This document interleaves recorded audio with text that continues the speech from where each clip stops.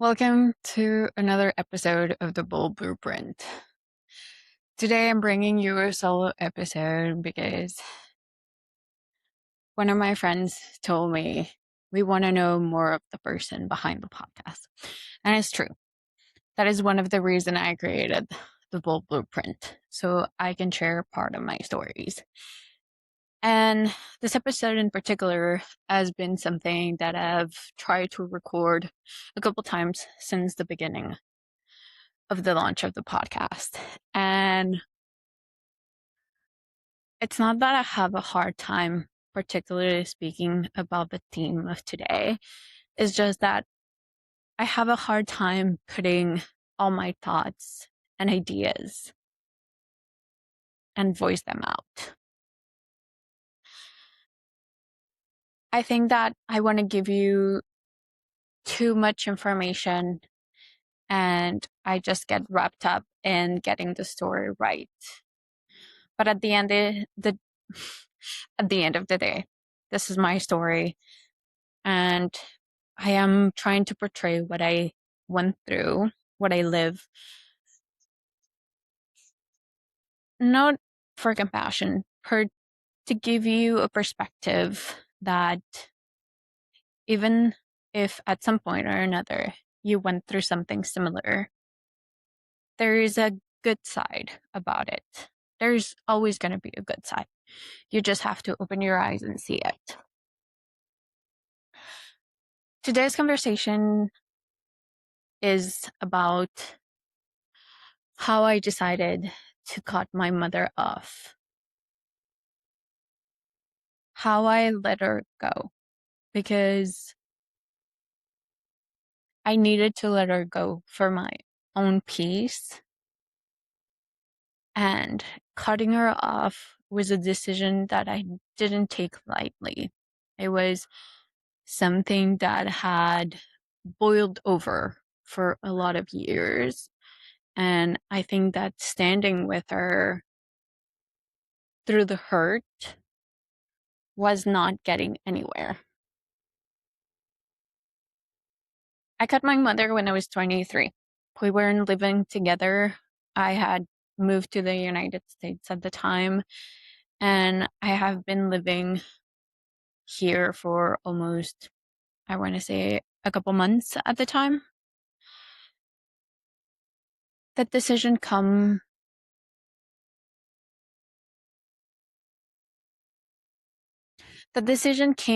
a day that my anxiety was at a peak. I was working and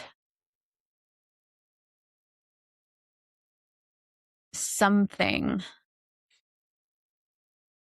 turned the switch on, and I was like, this is what I need to do. I was a server at a restaurant.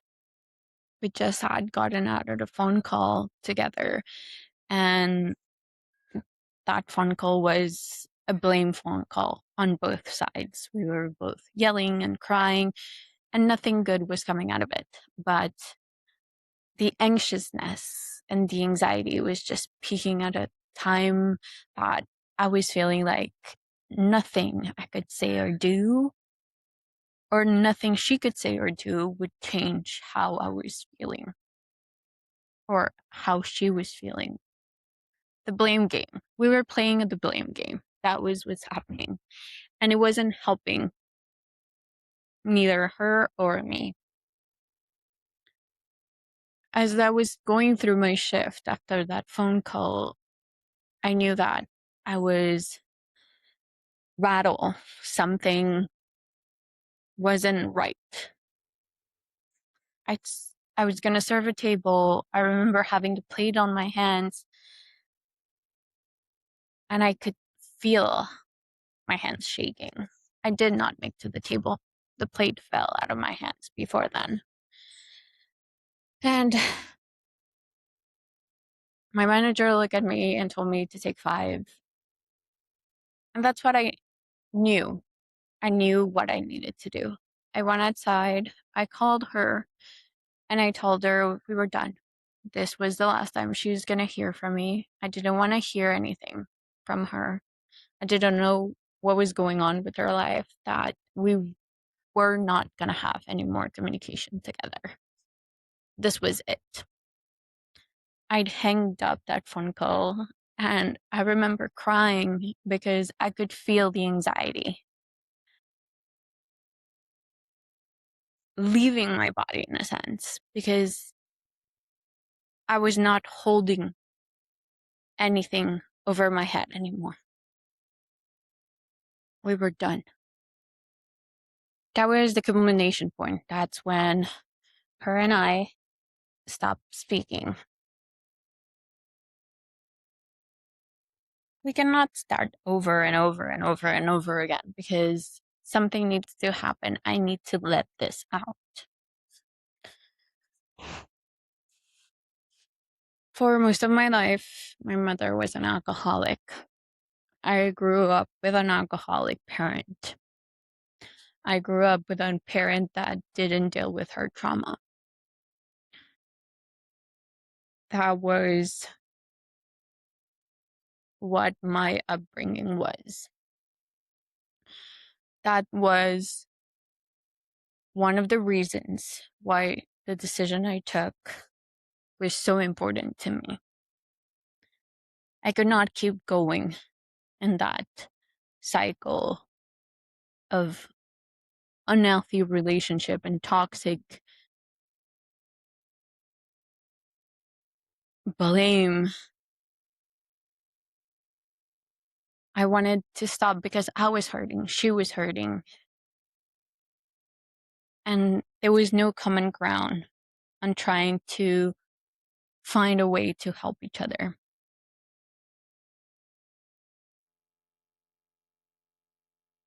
There are various times.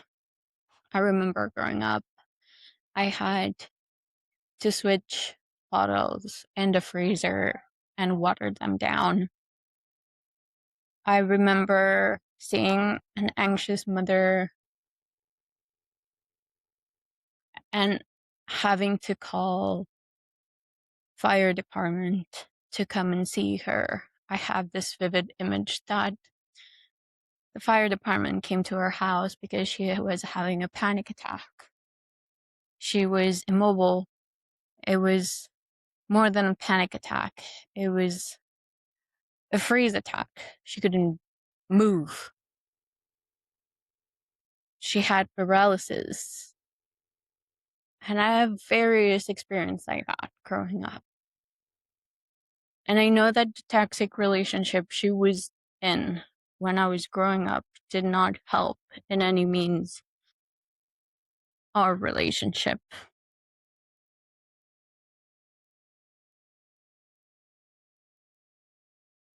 And I also realized that she was not the parent I could ask for. She couldn't be the parent I needed because she couldn't be her own self without alcohol, without the relationship, without the blaming game. Something needs to change. And it might sound controversial to say that I cut her off for some people because I get it. I get that cutting somebody off of your life or letting somebody go of your life can feel daunting because it feels like you let go of a part of yourself. But sometimes, what are you holding on to? Because I realized I wasn't holding on to anything. I was bringing that hurt back into my life every time we were having a conversation. Every time a memory was brought back, we were going backwards. I was not going forward. And it took 7 years of not speaking, not seeing each other, not having a word about her. And during those 7 years, a lot of my family members did tell me that They did not understand why I cut her off. They couldn't understand why, because she was my blood, she was my mother, she had put me on this earth. And I understand that. But she's also her own person, and I was also my own person. And the decision I took it for myself. I didn't take it for anyone else, not to please anyone else. This was a life or death situation for me, and it might seem extreme for certain people, but when your mental health is on the line, when your safety is on the line, I don't think it was extreme. I really think that that decision saved me and saved her, because we've talked about it. We now have gotten contact back. We have a relationship. Because after 7 years, when I knew I was in a better place and I knew I was ready, because there was no anger, there was no blame. I had done the work to forgive her. I was ready to reach out. But I also knew that she was in a better place. She had done the work and she was ready to receive. And she was open to receive whatever relationship we could have. And I reached out to her and I asked her if she wanted to try to have a relationship. And she was open to that. And since then, we've been able to talk about everything. And there's still a lot of things that we haven't talked about, but I have a better perspective on what she was going through and how things happened to her. I have a better perspective on certain episodes that went through. And she has a better perspective on how I saw her and the things I did.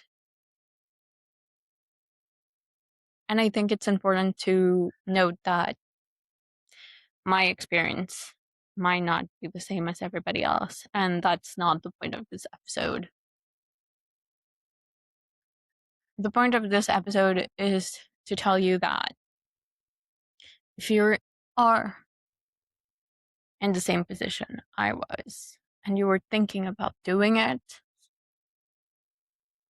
my opinion from how I experienced it is that it may save your life.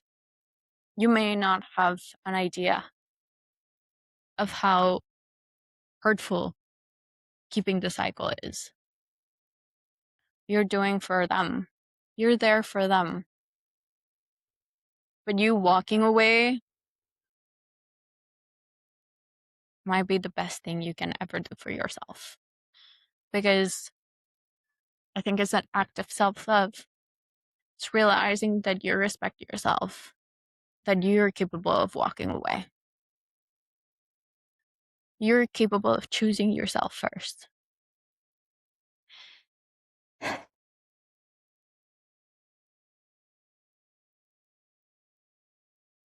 I have a better understanding on my mother's illness. And I know that it did affect a lot of my life. But I'm not playing the blame game. I'm bringing this story to tell you that it might be different for you. You might not be in the same situation, but it still might feel as heavy. And you're allowed to choose yourself. You're allowed to choose yourself because you are deserving of the type of relationship filled with kindness, love, and understanding. And there's people in our life that haven't done the work, that don't understand the boundaries. And letting them go might be the best decision we can take.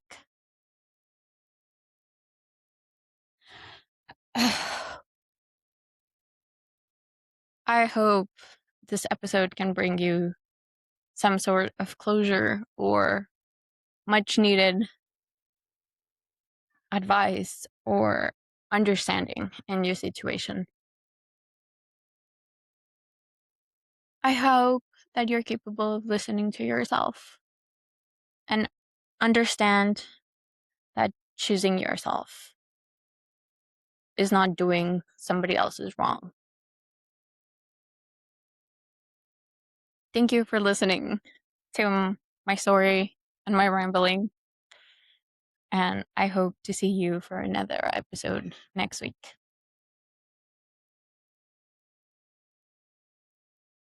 Thank you for listening to another episode of The Bold Blueprint. If you enjoy or connected with this episode, I would love for you to like, comment, and rate our show. If you thought of someone during this episode, follow your gut and share it with them. That's how we can reach the person that needs this conversation. I appreciate you taking the time to listen to the episode, and I will see you here next Monday.